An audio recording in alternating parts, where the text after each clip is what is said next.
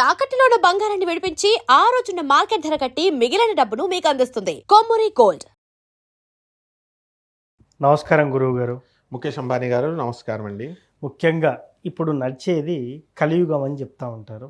ఇది చాలా సంవత్సరాలు ఉంది, 4 లక్షల చిల్లర కాలం అని చెప్తా ఉంటారు.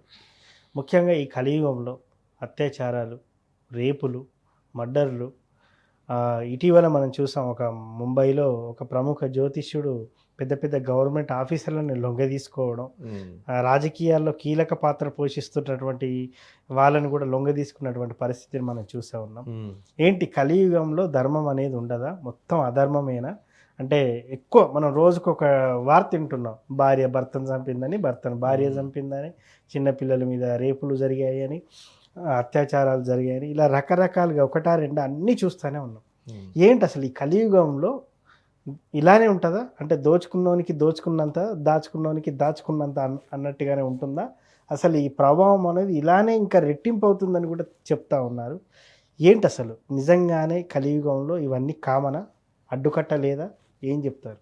ఇప్పుడు నడుస్తున్నటువంటిది కలియుగం, నడిచే యుగం కలియుగం, అందరికీ నచ్చే యుగం కలియుగం.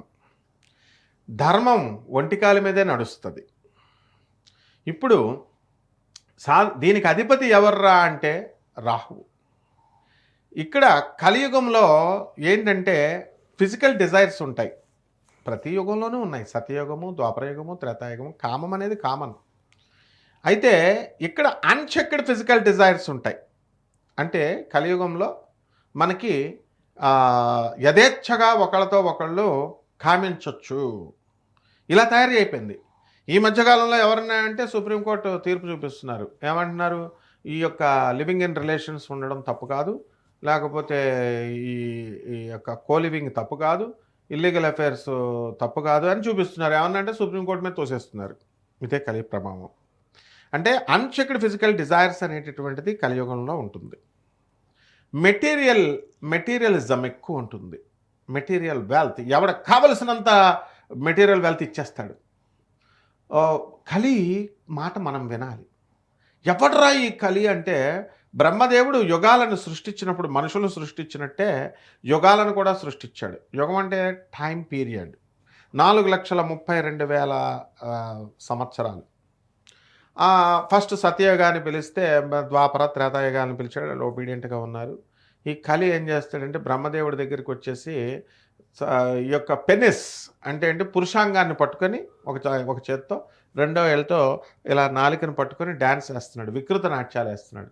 బ్రహ్మదేవుడు కోపం రాలేదు. ఎందుకని ఆయన కొడుకే, ఆయన కూడా కలియుగం, కలిపురుషుడు కూడా ఆయన కొడుకే. నవ్వుకుంటాడు. ఏమిట్రా కలి, ఏమిటిది చేస్తున్నావు అంటే, వికృత చేష్టలు ఏమిట్రా అంటే, వాట్ డాడ్, కలియుగంలో ఏం చేస్తారు? ఎవడైతే రేపులు చేస్తాడో, ఎవడెవడ అత్యాచారాలు చేస్తాడో, ఎవరైతే భార్యల పట్ల కూడా చాలామంది శాడిస్టులు ఉంటారు. భార్యలు చాలామంది పాపం కామం, ఏమండి భర్తతో కాపురాలు చేసాము, ఏదో నా పొందిగ్గా చేసుకోవాలి, కామం వీడి కామం తగలెట్ట అని వాళ్ళ ఫ్రెండ్స్కి చెప్పుకుంటారు వాళ్ళు ఆడవాళ్ళు.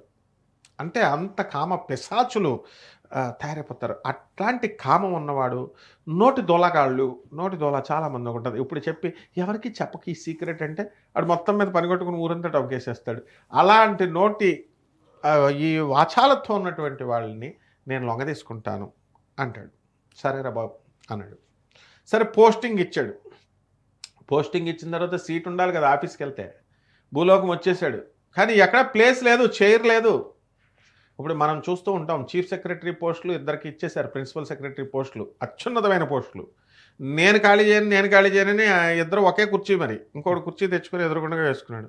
మా హెడ్ మాస్టర్లే railway mixed high school Rajahmundry బ్రాంచ్లో, ఇక్కడ విజయవాడ బ్రాంచ్లో railway mixed high school Vijayawada బ్రాంచ్లో మా హెడ్ మాస్టర్, మాకు అక్కడ రాజమండ్రి స్కూల్లో పనిచేసిన ఏపీఓ నాగేశ్వరరావు గారు, హెడ్ మాస్టర్ నాగేశ్వరరావు గారికి పోస్టింగ్ ఇచ్చారు, రెండో చైర్.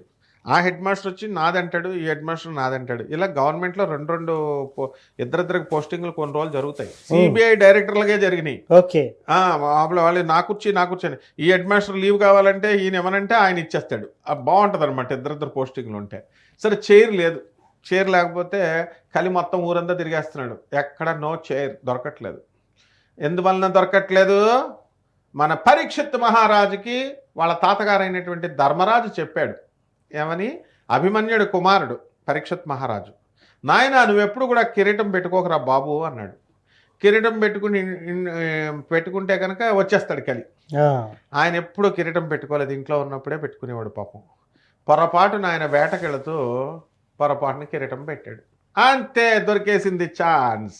కలికి సీట్ వచ్చేసింది, ఆక్యుపైడ్. అందువల్లనే పరీక్షిత్ మహారాజు వెంటనే ఆయనలో కిరీటం పెట్టుకున్నాడు. బయటకు వెళ్ళినప్పుడు ఇంట్లో ఉన్నప్పుడే పెట్టుకోమన్నాడు, బయటకు వెళ్ళినప్పుడు పెట్టుకోవద్దని చెప్పాడు ధర్మరాజు. ఆ మాట ఉల్లంఘనం చేశాడు. వెళ్ళాడు. వెళితే దాహం వేస్తుంది. ఒక ఋషి ఇలా తపస్సు చేసుకుంటున్నాడు. మంచినీళ్ళు ఇవ్వండి బాబు అని ఎన్నోసార్లు పిలుస్తాడు. ఆ ఋషి తపోధ్యానంలో ఉన్నాడు కాబట్టి వినబడలేదు. ఈయన కోపం వస్తుంది. కలి ప్రవేశించాడు కదా, చచ్చిపోయినటువంటి పామును తీసుకుని అతను మెడలో వేసేస్తాడు. అక్కడి నుంచి కలి స్టార్ట్ అయిపోయింది. ఆ తర్వాత ఆ కుర్రాడు, ఆ ఋషి కుమారుడు వస్తాడు. చూసి ఎవర్రా చచ్చిపోయిన పామును మా నాన్న ఇన్సల్ట్ చేశాడని చెప్పి పరీక్షిత్ మహారాజు, ఓహో నువ్వు పాండవుల వంశధరకుడు అని నువ్వు విర్రవీగుతున్నావా, అభిమన్యుడు కొడుకని, మీ వంశానికి మొగుడున్నాడు రా, మిమ్మల్ని అందరినీ తక్షకుడు కాటేసేస్తాడు. ఆ తక్షకుడు సర్పరాజు అయిన తక్షకుడే వచ్చి నేను కాటేసేగాక వారం రోజులు అంతే అన్నాడు. వచ్చాడు, కాటేసాడు. కలిగికి అక్కడి నుంచి ప్లేస్ దొరికింది. ఇంకా కలిగి విజృంభణ ప్రారంభమైంది. ఒక ఇల్లు ఉంటే సరిపోదా? అంతే కదా, ఒక్కోడికి 10 ఇల్లులు కావాలా, వాటికి రెంట్లు కావాలా, ఒక కారు ఉంటే సరిపోదా? ఒక్కోడికి 4 కార్లు కావాలా. అవునండి, బిఎండబ్ల్యూ, బెంట్లీ ఇవన్నీ ఉంటాయి. వీళ్ళందరినీ కలిపి అచ్చడి చేసేస్తాడు యముడు. తర్వాత ఉంది వీళ్ళందరికీ ఇలా కోరుకొని 10 కార్లు తిరగని ఎంజాయ్మెంట్లు. తర్వాత వీళ్ళకి ఒక భార్య ఉంటే సరిపోదా? లవర్ ఉండాలి, సెకండ్ సెటప్ ఉండాలి వీళ్ళకి. కామం, విస్తృతమైన కామం.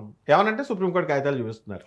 అలా ఈ విధంగా ధన ఆశ ఇవన్నీ పోనీ వీళ్ళకి నాలాంటి పిచ్చి గురువు వచ్చి, అరే ధర్మం, మా గురువుగారు పాపం మహాత్ముడు శృంగేరి పీఠాధిపతులు జగద్గురువులు భారతీ తీర్థస్వామి వారు, ఆయన ఏమంటారు, సాక్షాత్ ఆదిశంకరాచార్యులు ఆయనే వచ్చి వద్దురానైనా మీరు ధర్మం ధర్మం ధర్మం అని చెప్తుంటే ఎవడన్నా వింటున్నాడా?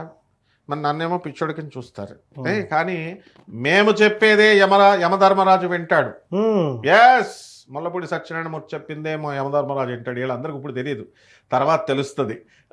అక్కడ ఏమంటాడు సమవర్తి అయినటువంటి యమధర్మరాజు, అరే రండిరా, ఎవడికి ఎన్ని కార్లు వేసి అన్ని పేదవాళ్ళకి, మనం ఏం చెప్తాం, పేదవాళ్ళకి, అనాథలకి, వికలాంగులకి, సాధువులకి దానం చేసుకోండి అంటున్నాం. వీళ్ళు చేయట్లేదు. కనీసం వీళ్ళు ఇష్టం వచ్చినట్టు వీళ్ళు లష్ట కోసం కామాలు అన్నీ చేసుకుంటే చేసుకొని మరి దాన ధర్మాలన్నా చేస్తే కొంత సేవ్ అవుతారని చెప్తుంటే ఎవడన్నా వింటున్నాడా? ఇంటలా. ఈ కలియుగానికి పేరు పెట్టింది ఎవరు? ముల్లపూడి సత్యనారాయణమూర్తి పెట్టాడు కలియుగానికి కామయుగం అని పేరు. మరి ఎవరన్నా ఏ గురువన్నా పెట్టాడా కలియుగానికి కామయుగం అని?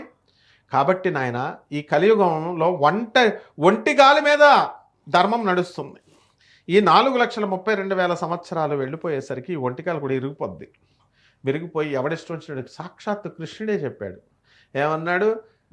సాక్షాత్తు కృష్ణుడు ధర్మ సంస్థాపన చేయడం కోసం ధర్మం వైపు ఉండి అధర్మవార్తలైనటువంటి ద్రోణాచార్యుడిని, వీళ్ళందరినీ, దుర్యోధనుడిని, వాడికి సపోర్ట్ చేసిన ద్రోణాచార్యుని, కృపాచార్యుని వీళ్ళని లేపించేస్తే గాంధారి వచ్చి నువ్వు తప్పు చేసావు, మా పిల్లలు చంపేశావు అన్నాడు. అందుకే డిసైడ్ అయిపోయాడు కృష్ణుడు, ఈ సంవత్సరం ఈ కలియుగంలో నేను చెయ్యను, మీరే కొట్టేసుకుంటారు, ధర్మం పార్టీలో నేను ఉండను, మీరే అధర్మం కొట్టుకుంటారు. ద్వాపరయుగంలో ధర్మం అధర్మం కొట్టుకున్నారు, మీరు ఎప్పుడు చేసుకొని చచ్చిపోతారు, తర్వాత మీ ఇష్టం అని చెప్పాడు. కాబట్టి కలియుగంలో ఎవడిష్టం వచ్చినట్టు వాడు ఉండొచ్చు నాయన. తల్లిదండ్రుల్ని ఓల్డేజ్ హోముల్లో జాయిన్ చేసేస్తున్నారు, ఇంకా చేసేస్తారు, ఇంకా ఏముంది. తర్వాత పెళ్ళిళ్ళు, భార్య హ్యాండ్పెక్డ్ అయిపోతారు, భార్య మాటలు వింటారు, అత్తగారులు మామగారులను చూసుకోవచ్చు, తప్పేం లేదు. కానీ తల్లిదండ్రులను ఓల్డేజ్ హోమ్లో పయ్యకూడదు కదా, ఏళ్ళని కూడా చూడొచ్చు కదా. తర్వాత తిండి, స్వార్థం. ఈరోజు ఫ్రెష్ బిర్యానీ ఏమో ఏళ్ళ తింటారు, కుళ్ళిపోయిన బిర్యానీ ఏమో నిన్నటి బిర్యానీ అందరికీ వచ్చిన గెస్ట్లకు పెడతారు. తర్వాత ఇంక ఇది అది అని లేదు నాయన. చిన్నపిల్లల్ని కూడా అఘాయిత్యాలు చేస్తున్నారు, ముసలివాళ్ళని రేపు చేస్తున్నారు, ముసలివాళ్ళని కూడా. అది ఆడదా కాదా అన్నదే వీళ్ళకి కావాలి, అది కూడా అక్కర్లేదని మన ఒగరి వచ్చాడు కదా, ఆడ మగ అవసరం లేదు, అంతా విశృంఖలమైనటువంటి కామం. నెక్స్ట్ ముంబైలో నువ్వు చెప్పినట్టుగా వాడొక దౌర్భాగ్యుడు, వాడు జ్యోతిష్కుడు, వాడు ఆఫీసర్ పెళ్ళాలని అందరినీ కూడా మొత్తం వరుస పెట్టి వీడియోస్ ఉన్నాయి నాయన, వీడియోస్ ఉన్నాయి, చెరిచేశాడు. ఇంకా జ్యోతిష్కులను ఎవరు నమ్ముతారు? ఎవరిని చూసినా వీడియోలు అంటాడేమో అంటారు. నెక్స్ట్ నిత్యానంద స్వామి, వాడొక నికృష్టుడు, వాడు సెక్యూరిటీ గార్డు వాడిని స్వామీజీని చేసేసి వాడు మొత్తం హీరోయిన్ రంజిత హ్యాపీగా ఉన్నాడు, వేరే ఐలాండ్ పెట్టేసుకున్నాను అంటారు.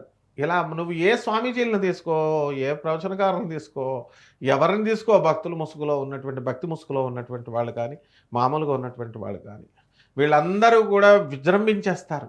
అవినీతి అనేటటువంటిది పెరిగిపోతుంది, మానవత్వం అనేటటువంటిది నశిస్తుంది. ఇదే కలియుగ సమగ్ర స్వరూపం అన్నమాట.